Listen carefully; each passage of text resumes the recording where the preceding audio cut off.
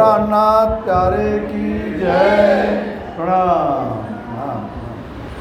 સ્વામીજી દીવથી નીકળીને નબીપુર બંદર જાય છે, ત્યાંથી પાટણ જાય છે, પાટણ બંદરે જાય છે, ત્યાંથી મંડઈ કહેતા માંડવી જાય છે, માંડવીમાં પ્રાગ કુંવરબાઈ મળે છે અને ત્યાં વળી પાછા બરાબર ખંડણીનું કામ કરે છે, ત્યાં બધાને ખખડાવે છે બરાબર.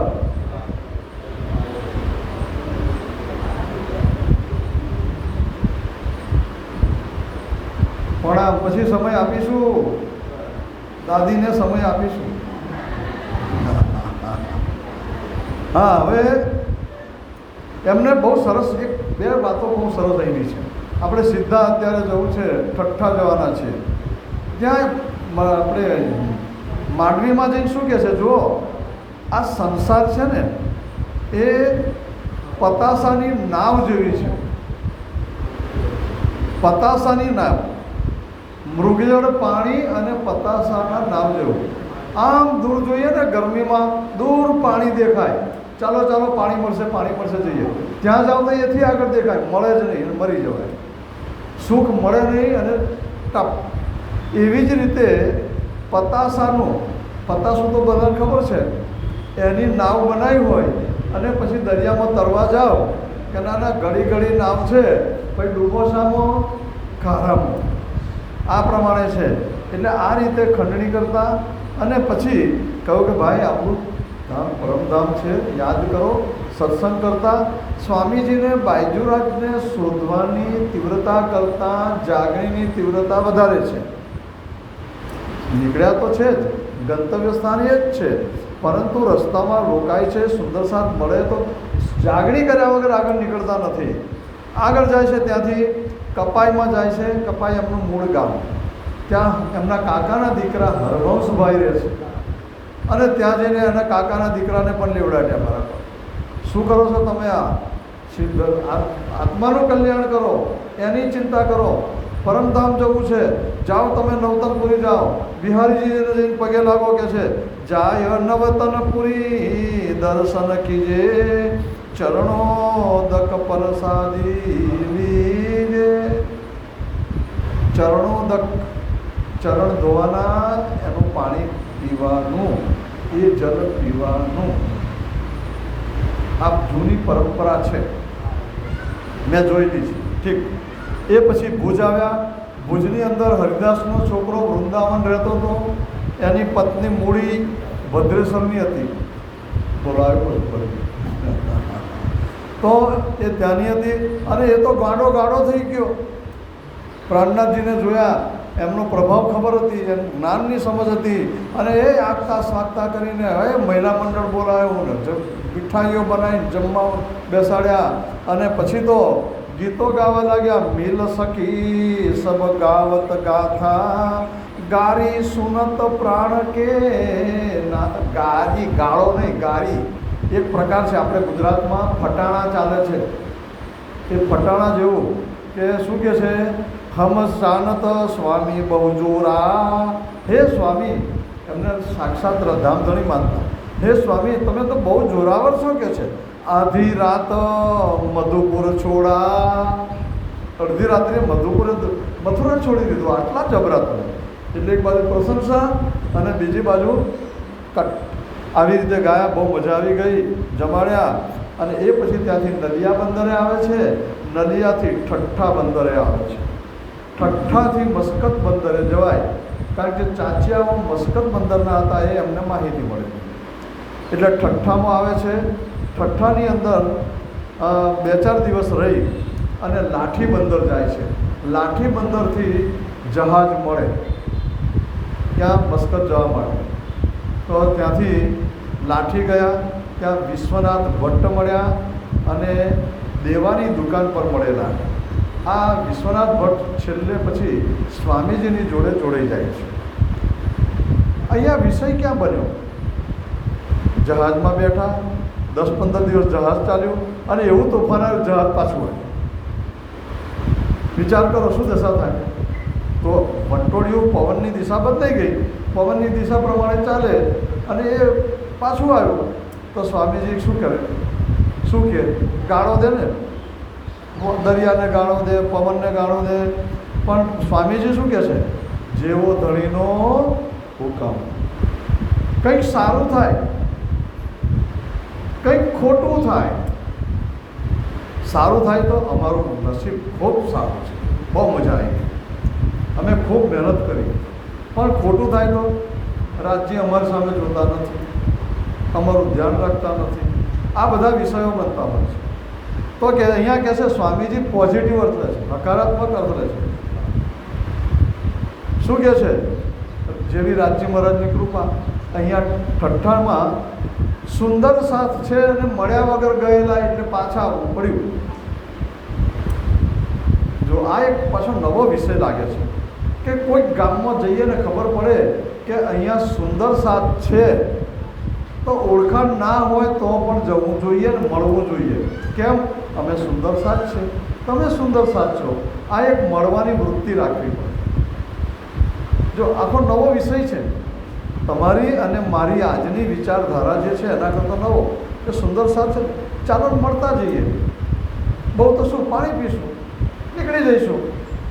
અહીંયા સ્વામીજી આવે છે અને ઠઠ્ઠાની અંદર નાથો જોશી ત્યાં મળ્યા, ચરણે મૂક્યો શીશ. આ ચોપાઈ બહુ સરસ છે.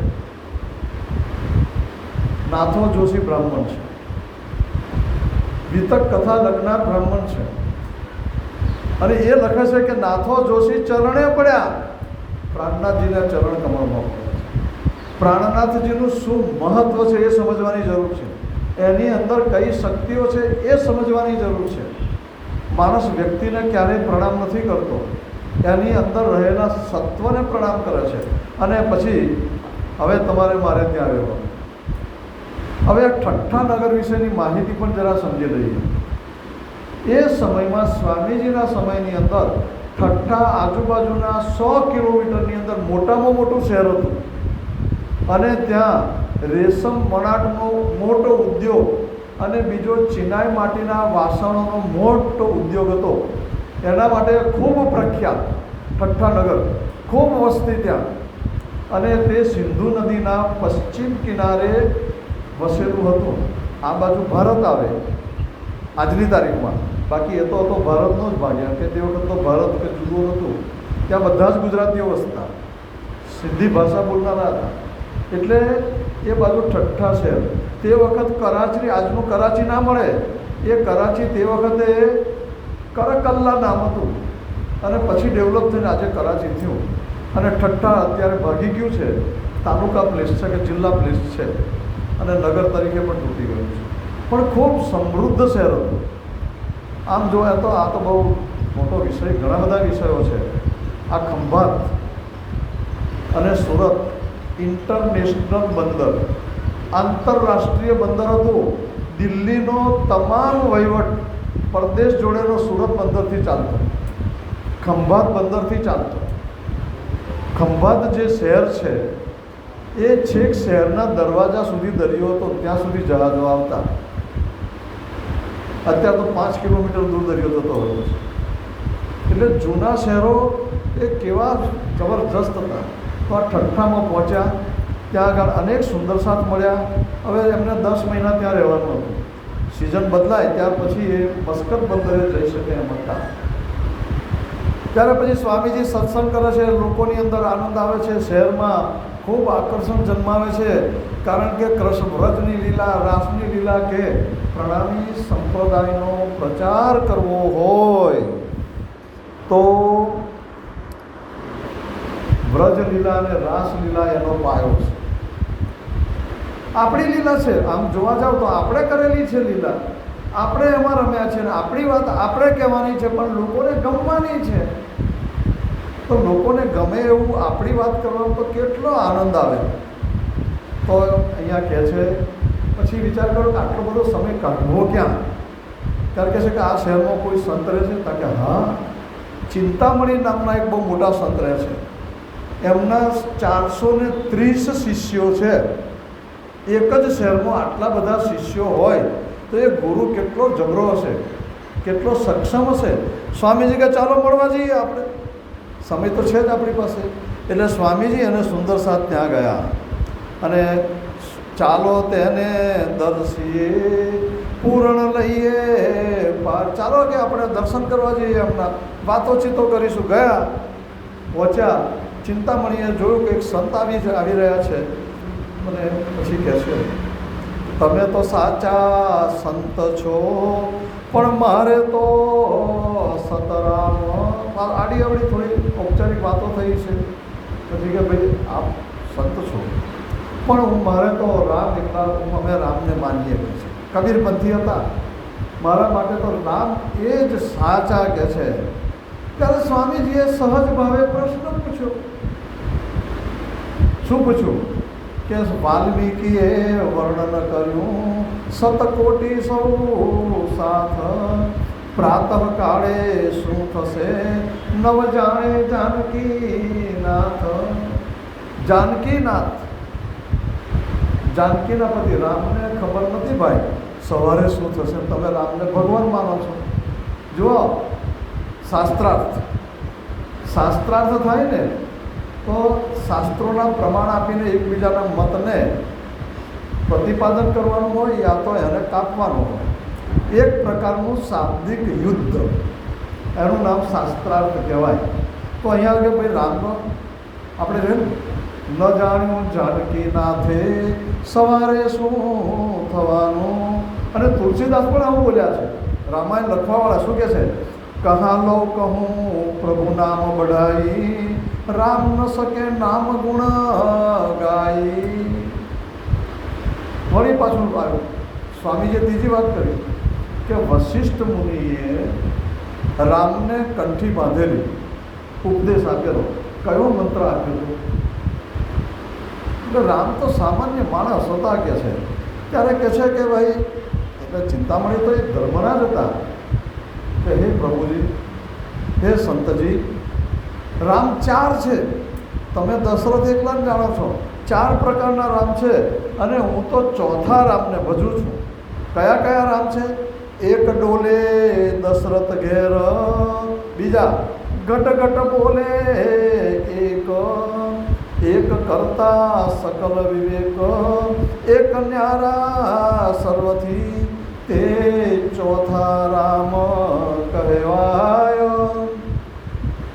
એક ઘટઘટ બોલે, આપણે શ્વાસ લઈએ છીએ, જે જીવ છે, જે ચેતન તત્વ છે, એને રામ કહેવાય. બીજા નંબરમાં દશરથને ઘેર હતા, એ પણ રામ હતા. અને ત્રીજા એક કરતા સકલ સમગ્ર જગતની ઉત્પત્તિ કરવાવાળા, એ પણ રામ છે. કોણ? નારાયણજી. અને ચોથા એનાથી એ આગળ, એની અમે ભક્તિ કરીએ છીએ અને એ નિરાકાર કહેવાય છે, એને હું ભજું છું. 3 રામ તો એણે જ કાઢી નાખ્યા, ચોથા રામ રહ્યા. બરાબર છે? તો પહેલાં તો ઘટઘટ બોલે, બીજા દશરથના ગર્વવાળા, ત્રીજા સૃષ્ટિ ઉત્પન્ન કરવાવાળા નારાયણજીને પણ એમણે રામ કહ્યા. ચોથા તારકે નિરાકાર, શૂન્ય નિરંજન નિરાકાર. ત્યારે સ્વામીજીએ એવું કહ્યું કે ભાઈ આ શૂન્ય નિરંજન નિરાકાર એ તમે કહ્યું. કારણ કે હા, ત્યાં તો સૂક્ષ્મ જ્યોતિ જળહળે નિરાકાર છે, જે જ્યાં મનવાણી પહોંચે નહીં. સુખદેવ કહે છે તે, સુખદેવજી પણ કહે છે. ત્યારે સ્વામીજી કહે છે કે ભાઈ 14 લોક અને 7 શૂન્ય મહાપ્રલયમાં નાશ પામવાના, તો તમારા નિરાકાર ક્યાં રહેવાના? ફરીથી 14 લોક આપણે કયા છે, 2-3 વાર બોલી ગયા છે એટલે બોલતા. 14 લોક, એની ઉપર 7 શૂન્ય, એની ઉપર નારાયણી. તો 7 શૂન્ય તમે જેને નિરાકાર કહો છો એ પણ નાશવંત છે મહાપ્રલયની અંદર. તો પછી તમારા રામ ક્યાં જાય? હવે ચિંતામણીને ચિંતા થઈ, હવે શું જવાબ આપવું? હવે ગડબડ થઈ ગઈ. એક કામ કરો કે છે, તમને હું કૃષ્ણના દર્શન કરાવું, એટલે વિષ્ણુ ભગવાનના દર્શન કરાવું, ઇન્દ્રના દર્શન કરાવું. વાત અવળે પાટે ચડાવી દીધી. જો ના આવડે તાર તો હોશિયારી તો એટલી હોય ને, ત્યારે કહે છે કે ભાઈ મારે તો પૂર્ણ બ્રહ્મ પરમાત્માના દર્શન કરાય, નિરાકાર તું કહે છે ને તારા એની પાર જે ભગવાન છે એના દર્શન કરાય. વાત તો એવી કરવી જ પડે ને, સમજો તમે. સાત શૂન્યમાં એમના દેવ કયા? એમ નિરાકાર. હવે આ જે નિરાકાર છે તે નિરાકારનું શું કરવાનું? એની પાર પરમાત્મા. તો આ પરમાત્માને તમે મને દર્શન કરાવડાવો, ધ્યાન રાખજો. તો એ દર્શન કરવાવાળી વાત થઈ. ત્યારે કહે છે કે ના ના હવે એક કામ કરો ને, કે છે જો ધ્યાન રાખજો કેવી કેવી રીતે વાત ટર્ન લેશે. એક કામ કરો છે, મને એક ચોપાઈ નથી આવડતી કબીર સાહેબની, સમજ નથી પડતી, જો તમે સમજાવશો. બોલો કે છે કોડી સે હીરા ભયા, હીરા સે ભયા લાલ, આધા ભક્ત કબીર હૈ, પૂરા ભક્ત કમાલ. કબીર અડધો ભક્ત, કમાલ એનો છોકરો પૂરો ભક્ત. આ ચોપાઈ મને સમજાતી નથી. એટલે સ્વામીજીને જોશ આવ્યો. અરે મૂર્ખ, સુણ ચિંતામણી દઢ ચિત્તથી, તું કેવો જાણે કબીર. જો એના કબીરની સમજ એને નથી એવું સ્વામીજી આક્ષેપ કરે છે. તું કેવો જાણે કબીર, અર્ધો ભક્ત એને કહ્યો, તે ચિત્ત નહીં તારું ધીર. કબીરને અડધો ભક્ત કહે છે, તારું ઠેકાણું મગજનું છે કે નહીં, કે છે. મને એવું ક્યારેક વિચાર આવે, જો આ વિતક છે, વિતકમાં ક્યાંથી મજા લેવીને સમજી લેવાનું. આ સ્વામીજી ક્યારેક કબીરને ભણવા ગયેલા? શૂન્ય નિરંજન નિરાકાર એનું નાશન છે, ક્યારે ભણવા ગયેલા? માત્ર આશીર્વાદ. શું?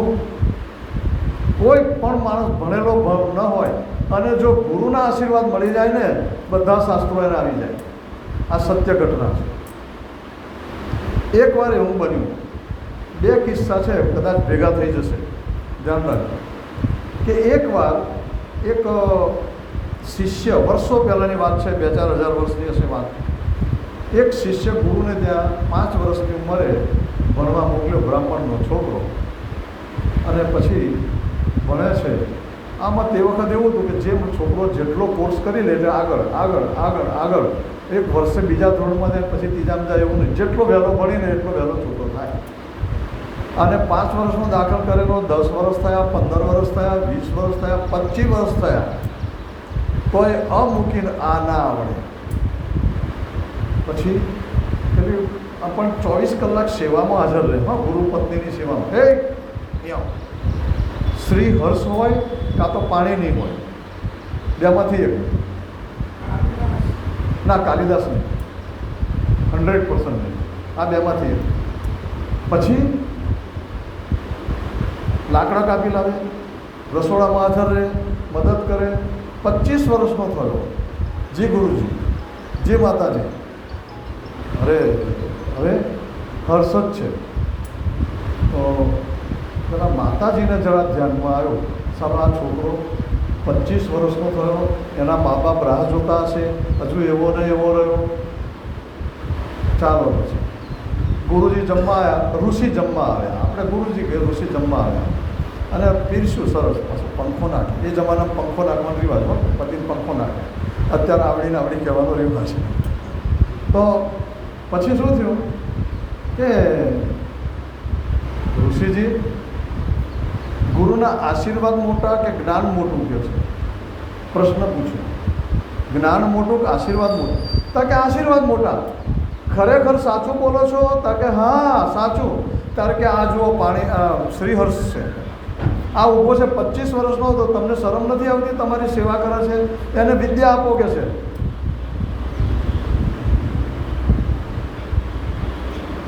જા કે છે, જઈને ગંગા નદીમાં સ્નાન કરજે. એમાં 2 સાહિત્યકારોના અંદર મારામાં ભેગા થઈ ગયેલા. ગયો, ગંગા નદીમાં સ્નાન કર્યું, અને પછી તો એટલી બધી વિદવત્તા આવી ગઈ એના, એટલી બધી વિદવત્તા આવી ગઈ કે ન પૂછો વાત. પછી ગુરુના આશ્રમમાં આવ્યો, પછી તો નીકળી ગયો. એ કાશ્મીર જાય છે, એને વિચાર કર્યો કે મારામાં જ્ઞાન આવી ગયું, ક્યાં જવું, રાજ્યાશ્રય લઉં તો એ કાશ્મીર જાય છે. હવે કાશ્મીરમાં જાય છે ત્યારે નદી કિનારે સ્નાન કરે છે. ત્યાં બે ભાઈઓ લડતી આવી અને બરાબર લડી, બે એકબીજાનો બેડો પછાડ્યો અને બોલ કર્યા ગાળો દીધા. પેલો જોયા કરે, સંધ્યા પાઠ કરી અને પછી રાજ દરબારમાં ગયો. હવે રાજ દરબારમાં જ્યારે ગયો ત્યારે પેલી બે ભાઈઓ આવી અને રાજાની આગળ ફરિયાદ કરી કે ભાઈ અમારા બે જણનો ઝઘડો તમે નિકાલ લાવો કે છે. ત્યારે કે તું કહે છે આમ, તું કહે છે આમ, તો સાક્ષી કોઈ છે? સાક્ષી હોય તો મનાય. તા કે આ પેલા બેઠા છે ને એ સાક્ષી હતા. રાજા કે તમે હાજર હતા? તા કે હા, પણ હું ભાષા તો જાણતો નથી અહીંની કે છે, પણ શું બોલ્યા એ કહી દઉં. શું? એટલે પેલા લોકોનો આખો ડાયલોગ જે કંઈ થયેલો એ કહી દીધો. કેટલો વિદ્વાન થયો છે. રાજા તો ખુશ થઈ ગયા અને રાખ્યો. પછી એણે સાહિત્યની રચના કરવા માંડી, પણ કોઈને સમજાય નહીં એની ભાષા. કે આ સંસ્કૃતમાં લખે, બધા જ સંસ્કૃત બોલે, પણ સંસ્કૃતમાં સમજ ના પડે એટલી બધી અઘરી ભાષા. ગુજરાતીમાં એવું હોય ને, આજે પણ છે ગુજરાતીમાં એવું. પછી આ તમે શું લખો છો એ ખબર નથી પડતી. એટલે વળી પાછો એ ગુરુજી પાસે ગયો, સરસ્વતીની આરાધના કરી કે ભાઈ જરા માઇન્ડ કરો, વિદ્વત્તા ઓછી કરો. કારણ કે રાત્રે દહીં ભાત ખાજે કે છે. શું ખાવાનું?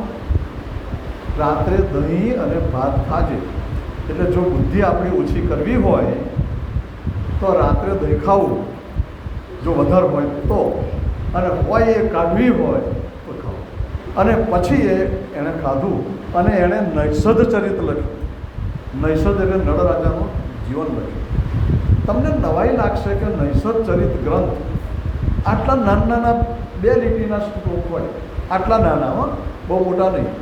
એમાંથી આમ વાંચતા જાઓ ને, આમ એક અર્થ, ફરી વાંચો બીજો અર્થ, ફરી વાંચો ત્રીજો અર્થ, ફરી વાંચો ચોથો અર્થ. એકમાંથી 3-4 અર્થ નીકળે. વિદ્વાનો માટે પણ માથાના દુખાવાની દવા જેવો એ ગ્રંથ છે. એવું જ પાણીનીનું થયેલું. પાણીનીને આશીર્વાદ આપ્યા. જા કે છે શંકર ભગવાનની ભક્તિ કર, શંકર ભગવાન પ્રસન્ન થયા, ડમરું વગાડ્યું. બોલો હવે આશીર્વાદ. તો અહીંયા જે વિષય બન્યો છે પ્રાણનાથજીને ક્યાંથી જ્ઞાન આવ્યું?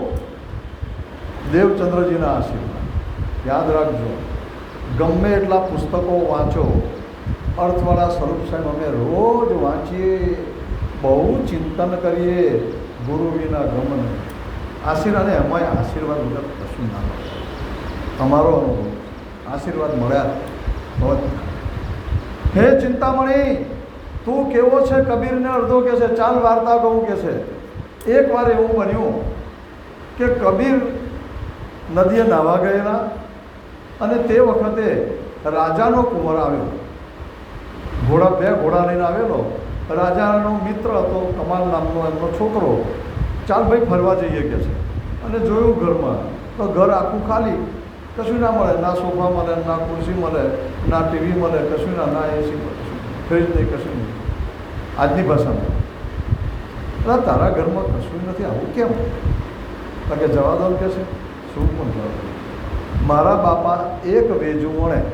વેજું એટલે અમુક વારનું કપડું વણે, કપડું બનાવે અને એ વેચવા જાય. એમાંથી પોતાની મહેનતના જ પૈસા લે, નફો માપનો લે.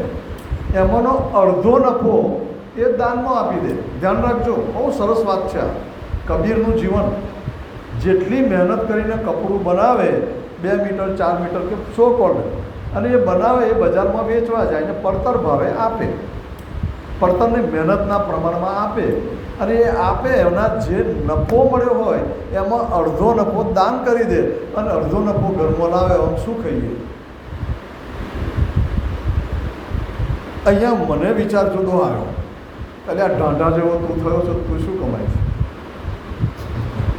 વિચાર તો આવવો જોઈએ ને ભાઈ. પણ ઠીક, હવે આ વાર્તા છે, આગળ ચાલી. ત્યારે એટલામાં 2 જણા વાતો કરતાં કરતાં ફરે છે. એટલામાં રામનગરથી 8 ઊંટ ભરેલા, સોના મોરોવાળા ભરેલા કોથળા એ લઈને ઊંટવાળા જતા હતા. રાજકુમારે કહ્યું, ભાઈ શું છે? કારણ કે અશરફી એટલે સોનામોરો. સોનામોરો છે રાજાને ત્યાં અમે ટેક્સ તરીકે અમારા રાજાએ રામનગરના રાજાએ મોકલે છે. ત્યારે કે લાવો હું સહી કરી આપું અને અહીંયા હું કહું ત્યાં નાખી દઉં. એટલે હવે રાજાનો છોકરો હોય લગભગ ઓળખતા વખતા એમની પાસે એક વીંટી હોય, એમાં રાજની મુદ્રા હોય, એટલે રાજનો સ્ટેમ્પ હોય, એ આમ પાડી આપે એટલે સાચું કહેવાય. એટલે પેલા 8 ઊંટની સોનામોરો એ લઈ અને કબીરને આ છોકરાને આપી દીધી, લહેર કરો. એટલે ખુશ થઈ ગયો હતો. પણ એટલામ કબીર આવ્યા અને જોયું કર્યા આટલી બધી સોનામોરો ક્યાંથી આવી. અરે પિતાજી લહેર કરો, મજા કરો. બહુ દુઃખ વેઠ્યું કે અત્યાર સુધી, પણ હવે તો ચિંતા નહીં કરવાની. અને કબીરે માથું કૂટ્યું, પછી રીસ થઈ. કાઢીથી આ લક્ષ્મી મહેનત વગરની ના જોઈએ. આ સિદ્ધાંત, મહેનત વગરનો પૈસો જો આવી જાય ને, બીજો જે હોય ને ખિસ્સામાં એ લઈ જાય. પડ્યો, ગુજરાતીમાં કહેવત છે, પડ્યો પોદરો ધૂળ લઈને ઉખડે. મહેનત વગરનો પૈસો નહીં લેવો કે છે. એટલે કુંવરને રીસ ચડી, અને રીસ ચડી એટલે શું કર્યું? બૂમો પાડી બહાર જઈને, બૂમો પાડી બારણે જઈ, ઘર ફરતો ભાટાનો વાસ, સુણી શબ્દને આવ્યા પાસ. બધા આવો આવો બધા. અને ભાટ લોકો રહે એટલે બારોટ લોકો રહે, અને બારોટ લોકો તો શીઘ્ર કવિઓ, ખ્યાલ આવે છે. બોલાયા, લઈ જાઓ જેને જોઈએ એટલું. બધું લૂંટાયું. એટલે પેલા ભાટ લોકોએ વિચાર કર્યો કે સારું આને કંઈક આજુ તો કવિતા તો બનાવવી જોઈએ કે છે. એટલે આ લોકોએ નક્કી કર્યું કે પિતાને કોળીનો કયો, ખ્યાલ આવે છે. અને પેલા કમાલને હીરો કયો, લાલ પથ્થર કયો. કબીરના બાપને કોળીનો કયો, અને કબીરને હીરો કયો, અને પેલો લાલ પથ્થર કયો. લાલ કયો એટલે માણેક નામનું નંગ કયો કે છે. અને આ રીતે કવિતા બનાવી અને આ ચાલી. હવે કે તને ખબર છે કે છે, કોડી સે હીરા ભયા. કબીરનો બાપ કોઈ કિંમત વગરનો, પણ એનો કબીર થયો કેવો કવિ, જબરજસ્ત થયો, હીરા જેવો કિંમતી. અને એનો થયો લાલ, આ કમાલ. આધા ભક્ત કબીર છે. હવે અડધો ભક્ત કબીર, કબીર માયાનો અડધો ભક્ત. જરૂરનું જેટલું કમાવું એટલી માયા, બાકી માયા નહીં. પૂરા ભક્ત કમાલ. અને પેલો ગળા ડૂબ માયામાં ડૂબેલો. ચિંતા મળીને ખબર પડી કે અરે આ તો કમાલને જીરો કયો, કબીરને હીરો કયો. આ વાત સાંભળી ત્યારે પેલાને વિશ્વાસ થઈ ગયો. અરે વાહ વાહ, બહુ સરસ કહ્યું તમે, મને ઉતરી ગયું. મારા ગુરુએ એવું કહેલું કે 4,500 વર્ષ પછી એક પૂર્ણ બ્રહ્મ પરમાત્માની સમજ આપનાર આવશે કે છે, અને એ સાચું જ્ઞાન આપશે કે છે. તમે, મને એમ લાગે છે કે તમે આવ્યા છો સાચું જ્ઞાન આપો છો. આ સત્ય ઘટનાઓ વિતકમાં ક્યાંય વધતું ઓછું નથી.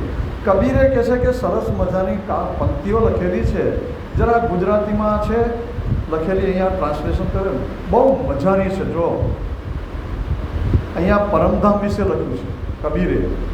કબીરને આપણે 5માં એક ગણીએ છીએ. 5 જે પરમધામની જેને કહેવાય સંદેશો લાવનારા માણસો, એ વાત છે. જો જहाँ बन पर्वत न संचरे, पक्षी उड़ नहीं જાય, એવી જગ્યા કે જ્યાં પર્વત પણ ના હોય, પંખીઓ ઉડીને જાય નહીં.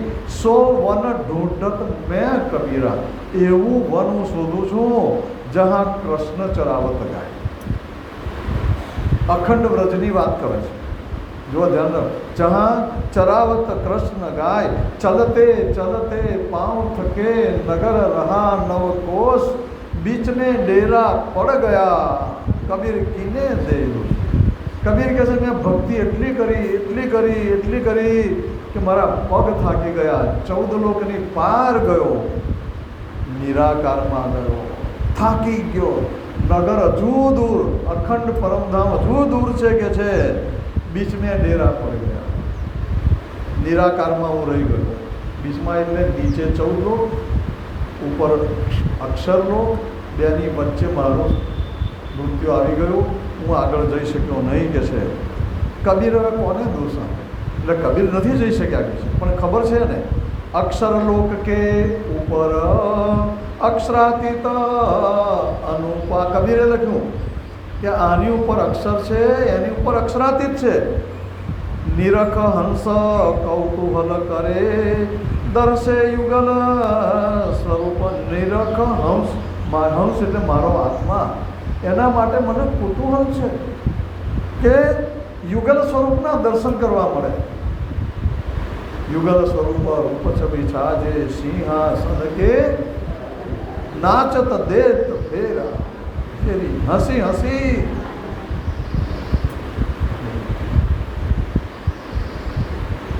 ક્યારે એવો વિચાર આવ્યો છે ઘરમાં બોલતી વખતે? યુગલ સ્વરૂપ કિશોર કિશોર. આપણે તો પૂરી ક્યારે થાય? યુગલ સ્વરૂપ રાજજી છે, શ્યામાજી છે, એ બેઠા છે. જો આ વિષય આપણા ધ્યાનમાં આવ્યો છે. કંચન થાળ નાચત દેત ફેરા. અરે આગળ સખ્યો નાચે છે. આરતી જ્યારે કંચન થાળ છે હું બોલતા હોઈએ ને, ત્યારે રાજજી શ્યામાજીનું સ્વરૂપ પેલું ફોટાવાળું નહીં, આપણી કલ્પના મુજબ. અરે રાજજી મહારાજનું સ્વરૂપ સુંદર સંકુલ સટોમર એવું નક્કી કરીને પછી બોલવાનું, આરતી ઉતારતા જવાનું, આંખો બંધ કરીને. આજુબાજુ સખીઓ નાચે છે, આપણે આરતી ઉતારીએ છીએ, એવો ભાવ લાયા. આરતી ઉતરે પરમધામમાં ત્યારે નાચે, કૂદે, ગાય. ઠીક છે, તો આપણે વિષય બદલાવ્યો ના. જા ઘર મેં અબલા વસે સોહી પ્રેમ કા. જે ઘરમાં અબલા સ્ત્રીઓ જ રહે છે 12,000 વર્ષ અને કહે છે સોઈ પ્રેમ કા પૂર. પ્રેમ પ્રેમ ને પ્રેમ. પ્રેમ નામ દુની મેં બોલો બ્રહ્મ સૃષ્ટિ લ્યાઈ તો પ્રેમ ઈનો જાહેર કિયા. ના તો પ્રેમ દુની મેં કે પ્રેમ દુનિયામાં હતો જ નહીં. જે કંઈ હતું બધું સ્વાર્થવાળું હતું. એનું દ્રષ્ટાંત તે દિવસ આપેલું. ત્યાર પછી કહે છે હદ હદ સબ કોઈ. બીજું પંદ આવ્યું. હદ હદ સબ કોઈ ગયા, બેહદ ગયા ન કોઈ. હદ કહેતા અક્ષર જગત, બેહદ કહેતા અક્ષર. અક્ષર તો કોઈ ગયું નથી, આવું કબીરે કબૂલ કર્યું છે. હદ બેહદ કે બીચ મેં રહ્યા કબીરા રોઈ. કબીર પણ આની અંદર વચ્ચે રહ્યો, આગળ ગયો નહીં કે છે. આગળ કે છે આગળ. હદ ચલ. હવે કોણ માનવી કોને કહેવાય? જીવ સૃષ્ટિ. હદ ચલે સો માનવી, બેહદ ચલે સો સાધ. બેહદ પહોંચે એ ઈશ્વરી સૃષ્ટિ. હદ બેહદ દોનો તજે આંખો મતો અગાધ. હદ અને બેહદ, અક્ષર અને અક્ષરની માં જાય, એનો મત શ્રેષ્ઠ. કબીરે કહ્યું પણ પહોંચ્યા નહીં.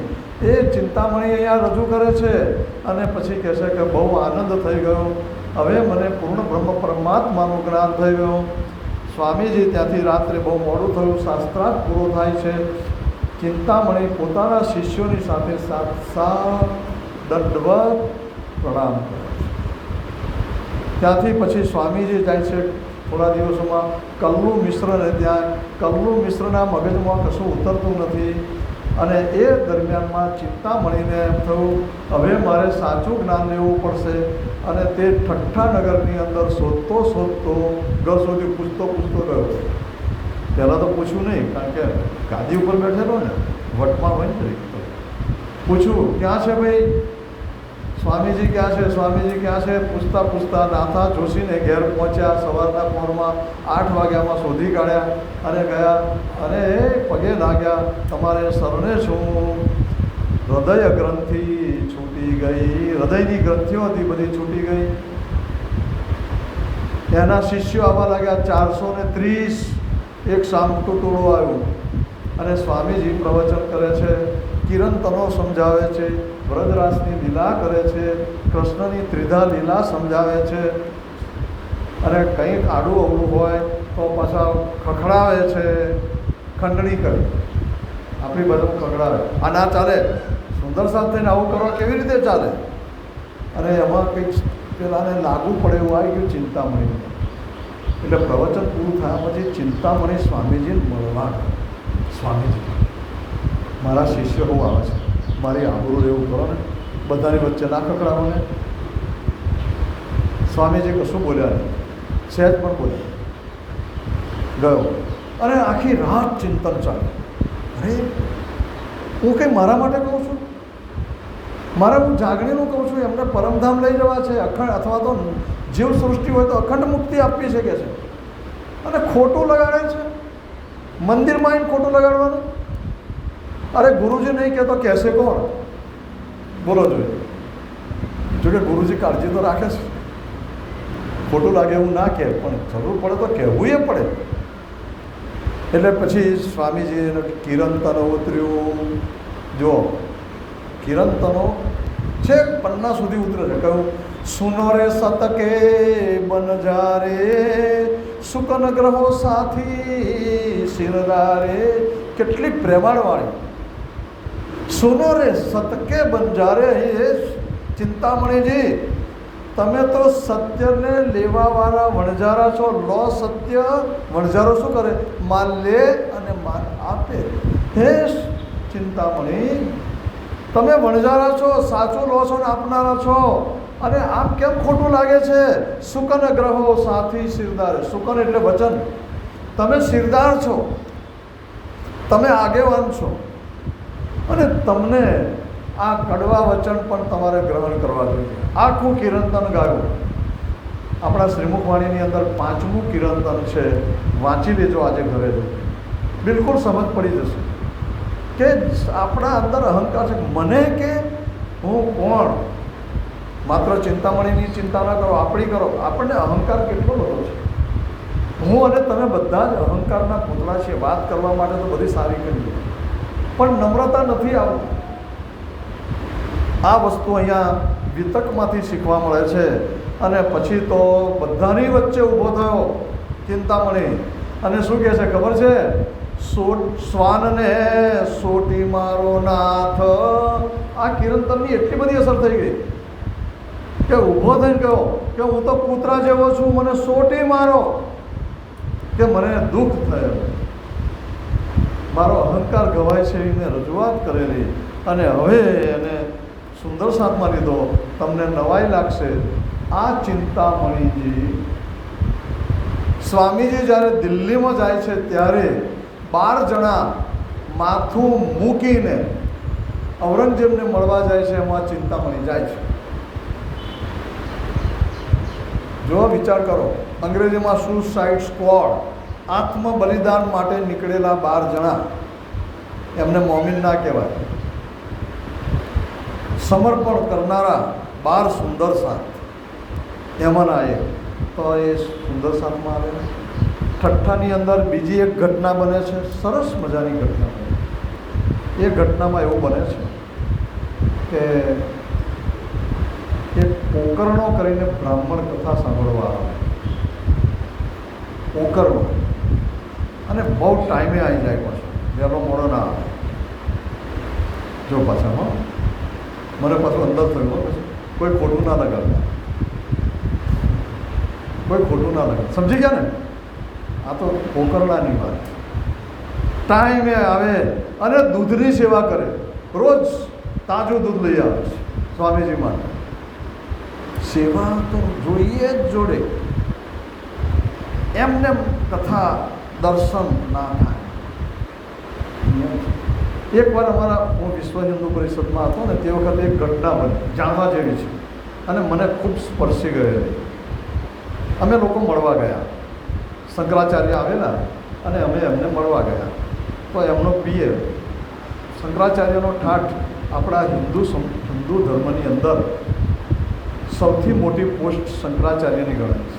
4 શંકરાચાર્યો, અને એમને ધર્મના વડા તરીકેની સિક્યુરિટી પણ મળે છે.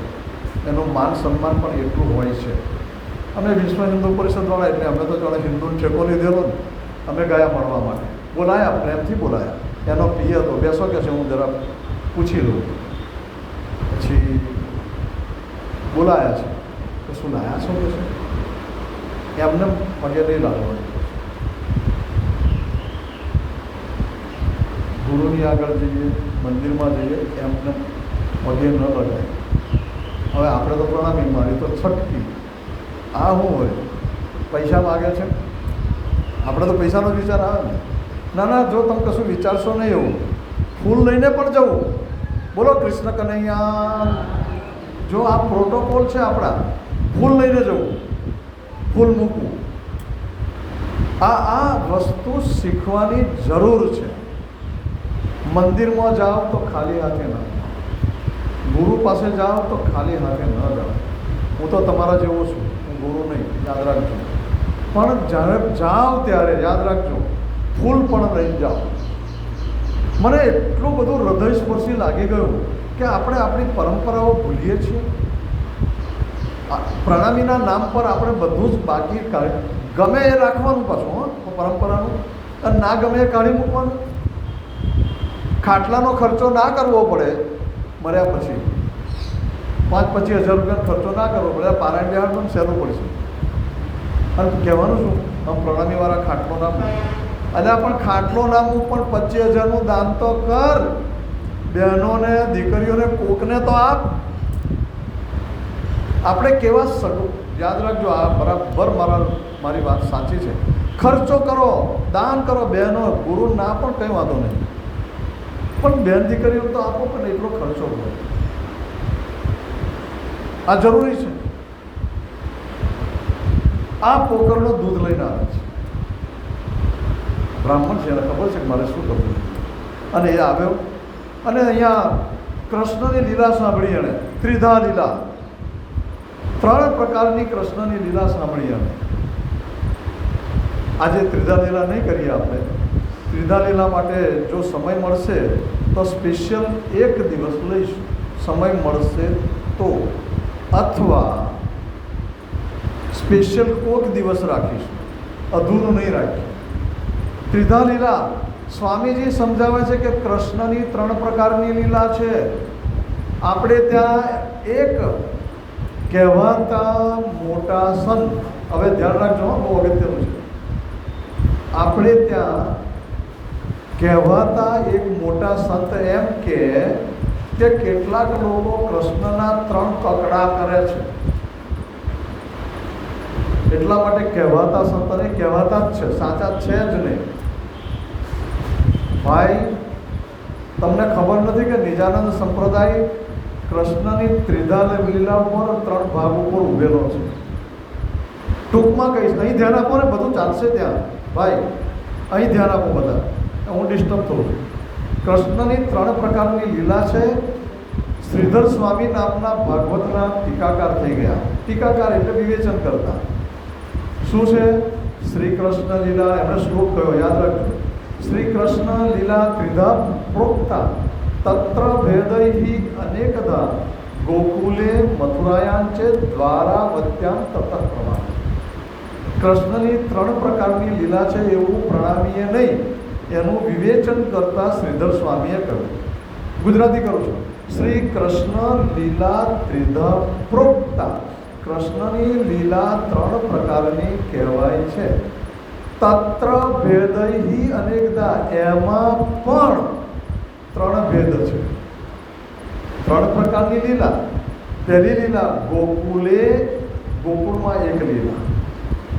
મથુરાયાન છે, મથુરાની બીજી લીલા. અને ત્યાર પછી દ્વારાવત્યામ, દ્વારકાની ત્રીજી લીલા. હવે શ્રીધર સ્વામી કરતા પેલા ચઢ્યા તો પાછા કકડા કે એમાં શ્રીધર સ્વામીએ એટલી ચોખવટ કરી છે, તત્ર ભેદૈ, એમાં પણ ભેદ છે. આ 3 પ્રકાર તો ખરા. હવે 3 પ્રકાર આપણે શું માનીએ છીએ પ્રણામીવાળા? એક, ગોકુળમાં 11 વર્ષ ને 52 દિવસની લીલા કરી તે એક. બીજા નંબરમાં મથુરામાં લીલા કરી તે ગૌલોકી કૃષ્ણની લીલા. ફરીથી 11 વર્ષ 52 દિવસ જે લીલા કરી એ લીલા પૂર્ણ બ્રહ્મ પરમાત્મા શ્રી કૃષ્ણની છે. એ પછી 7 દિવસ ગોકુળ ને 4 દિવસ મથુરા, એટલે એને મથુરાની લીલા કહેવાય. એ 11 દિવસની લીલા છે એ ગૌલોકી કૃષ્ણની છે. ગોલોકી કહે છે કેટલા ગૌલોકી. અને ત્યાર પછીની જે લીલા થઈ, મથુરા છોડીને કૃષ્ણ દ્વારકા ગયા, એ લીલા જે છે એ ત્રીજા પ્રકારની વિષ્ણુ ભગવાનની લીલા છે. હવે આને જોવી હોય તો કેવી રીતે જોવાય એ સમજાવી દઉં. બહુ ટૂંકમાં કહીશું. આપણે આગળ જવું છે પણ 3 પ્રકારની લીલા કહી ફરી બતાવું છું. એક પહેલી લીલા ક્યાંની? ગોકુળની, 11 વર્ષને 52 દિવસની. એ પૂર્ણ બ્રહ્મ પરમાત્માની લીલા છે. હવે એક સિચ્યુએશન સમજાવી દઉં. અહીં મારી સામે એક્ઝેક્ટ ધ્યાન આપો. આટલે 14 લોકનો બ્રહ્માંડ છે. હા, એમાં ટોપ પર 3 જણ છે, બ્રહ્મા, વિષ્ણુ અને મહેશ. એને સતલોક કહેવામાં આવે છે. એ વિષ્ણુ ભગવાનનો આ આધિપત્ય 14 લોક. ત્યાર પછી આવે ગોલોક. ગોલોક ધામ એની ઉપર આવેલો છે. હવે ઉપર હું એટલા માટે કહું છું, ત્રિધા લીલામાં ચોખવટ કરીશું. અને એ અહીંયા 14 લોકનું બ્રહ્માંડ, પછી ગોલોક આવ્યો, એની ઉપર પરમધામ આવ્યું ટોપ પર, ક્ષર અક્ષર અક્ષરાધિ આવ્યું. તો 11 વર્ષને 52 દિવસની અંદર જે કૃષ્ણ છે એ પરમધામના છે. પૂર્ણ બ્રહ્મ પરમાત્મા એમની 12,000 સખીઓ સાથે અહીંયા વ્રજ લીલા કરે છે. પરંતુ એ કૃષ્ણ માત્ર પરમધામના છે એટલું નહીં. ત્રિધા લીલા ઉપર હું ચડી ગયો, માફ કરજો. ત્રિધા લીલા ઉપર જવું નથી ને જતા રહેવાય છે. આ જે 11 વર્ષને 52 દિવસની લીલા છે ને, એમાં કલેવર જે શરીર છે ને કૃષ્ણનું, એ ગોલોકી કૃષ્ણનું છે. એની અંદર આત્મા અક્ષર ભગવાનનો છે અને જોશ કૃષ્ણ પૂર્ણ પરમાત્માનો છે. તત્ર ભેદહી અનેકધા. શ્રીધર સ્વામી કહ્યું ને કે એ 11 વર્ષની 52 દિવસની લીલામાં અનેક ભેદ છે. જો આમાં ગોલોકી કૃષ્ણ આવ્યા, રાજજી મહારાજ આવ્યા અને વિષ્ણુ ભગવાન પણ આવ્યા. 3 જણા અક્ષર પણ આવી ગયા. હવે એ લીલા કરી પછી રાક્ષસોને મારવામાં આવ્યા. તો આ કૃષ્ણજી મૂળ જે છે એ ગોલોકી છે, અક્ષર છે, પરમધામના. તો રાક્ષસોને કોણે માર્યા? ત્યારે એવું શાસ્ત્રમાં લખેલું છે, ધ્યાન રાખજો. અઘરો વિષય, ફરી રિપીટ થશે તો આવશે. અઘરો વિષય. જ્યારે કૃષ્ણજીનું પ્રાગટ્ય થાય છે ત્યારે નારાયણજીના 4 વ્યૂહ આવે છે. બ્લેક કમાન્ડો 4 વ્યૂહ. કયા કયા? સંકર્ષણ, વસુદેવ, પ્રદ્યુમ્ન અને અનિરુદ્ધ. 4 આવે છે. એ 4 શક્તિઓ કૃષ્ણની આજુબાજુ ફર્યા કરે છે. Due to respect. એક પ્રાઇમ મિનિસ્ટર આવતા હોય, આજુબાજુ હોય છે ને સિક્યુરિટી ગાર્ડ. અહીંયા સિક્યુરિટીની જરૂર નથી. માન સન્માન પૂર્ણ બ્રહ્મ પરમાત્મા આવ્યા, ગોલોકી કૃષ્ણ આવ્યા. એટલે આ 4 વ્યૂહ છે. એ રાક્ષસોને જે માર્યા ને એ આ 4 વ્યૂહે માર્યા. હવે માર્યા શબ્દ નહીં વાપરવાનો, નવી વાત. ઉદ્ધાર કર્યો. લોકો એમ કૃષ્ણએ આને રાક્ષસો માર્યા. નહીં નહીં નહીં નહીં નહીં. કૃષ્ણ જેને મારે એ મરી જાય ના, એનો ઉદ્ધાર થઈ જાય. પણ એ કોણ મારનાર છે? નારાયણજીના 4 વ્યૂહ મારે છે. પણ નારાયણજી પણ સૃષ્ટિના કર્તા છે. એ ઉદ્ધાર કરે તો પણ એનો ઉદ્ધાર થાય. હવે આ એક કૃષ્ણમાં કેટલા બધા ભેદ પડ્યા. તત્ર ભેદૈ અનેક. એટલે આ રીતે આપણે 11 વર્ષને 52 દિવસની લીલા ચાલે છે.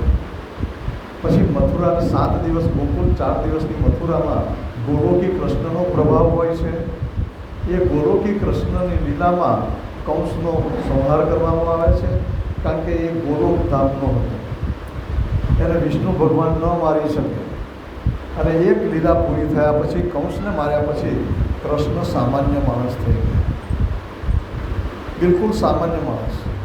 ભાગવતમાં એવું લખ્યું છે, ચિંતયામાસ હરિ કારણ માનુષ. પછી ત્રિધા લીલા ઉપર જતો એટલે પછી એ ચિંતા કરે છે ને જરાસંધ જ્યારે ચડી આવે છે ત્યારે કેવી રીતે લડીશું? વૈકુંઠમાંથી શંખ ચક્ર ગદા પદ્મ આવે છે. એક રથમાં બીજા રથની અંદર હળ અને મુસળ આવે છે. પેલા બળદેવજી બેઠા, બીજાની અંદર કૃષ્ણજી બેઠા યુદ્ધ કરે છે. એ વિષ્ણુ ભગવાન આવ્યા ત્યારે વિષ્ણુ ભગવાનની એન્ટ્રી થઈ. આમ ત્રણ પ્રકારની લીલા છે.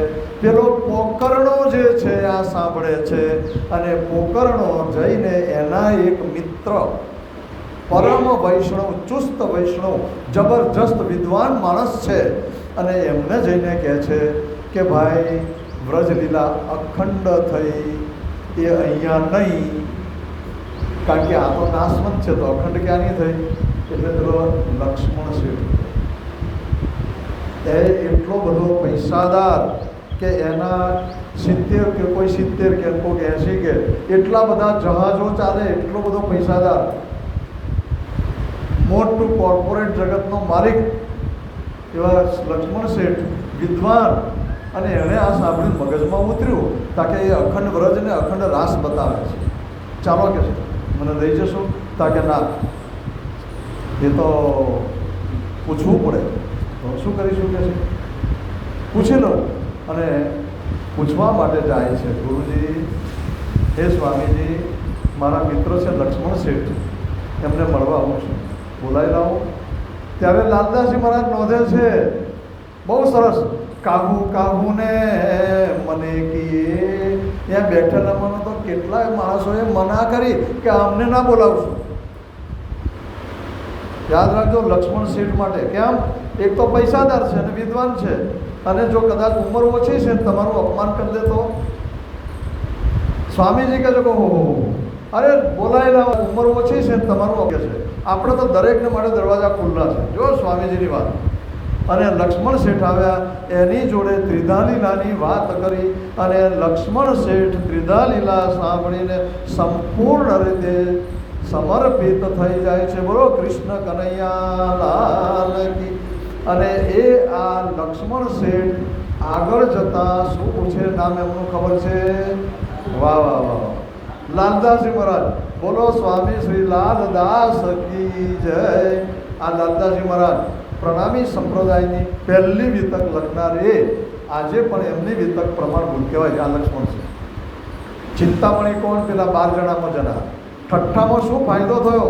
હવે જહાજ પાછું આવ્યું, એ રાજજી મહારાજની કૃપા કે નહીં? કહેવું પડે ને, પાછું આવ્યું તે.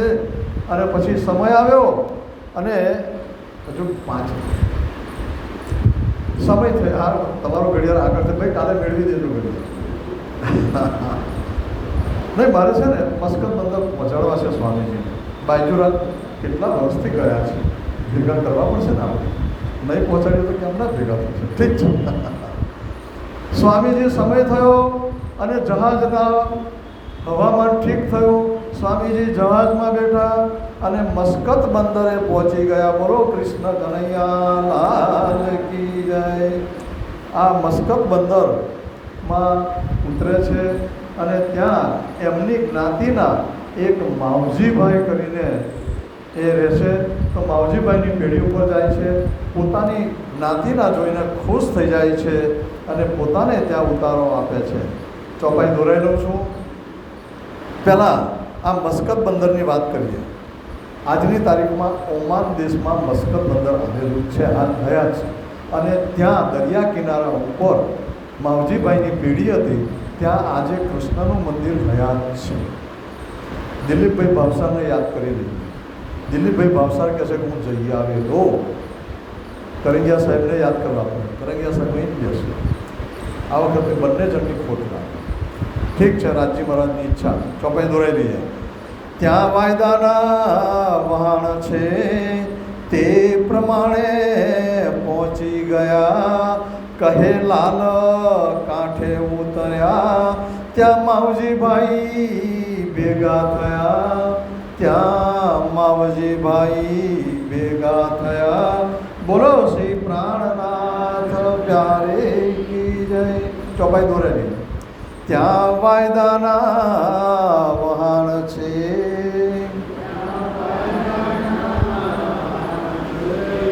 તે પ્રમાણે પહોંચી ગયા.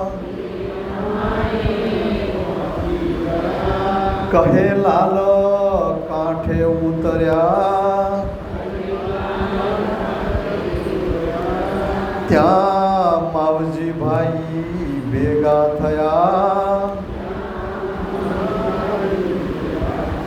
ત્યાં માવજી ભાઈ ભેગા થયા. બોલો કૃષ્ણ કનૈયા લાલ કી. પ્રણામ.